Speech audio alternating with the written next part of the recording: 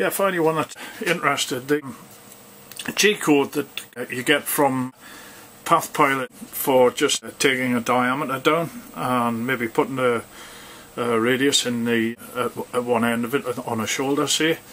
This line here and this line here rather, G95 and G96 are the spindle feeds and speeds. Now, for whatever reason, this will not work for the, certainly doesn't work on my little duality lathe, so I have to change it to the following.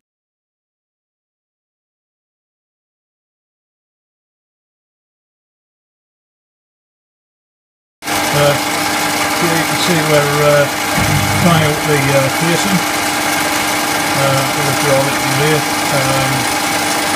So far so good. I still can't get this thing to read RPM, so I'm having to change all the feed settings to just feed in inches per minute.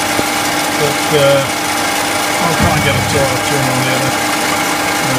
We'll see how it goes.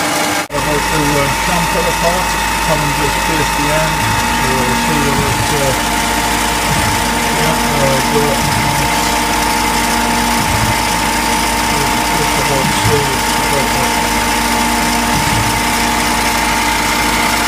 How I do it, could be a 16 down to 45 degrees on the end, so yeah, just a test to see what works, and it's working fine.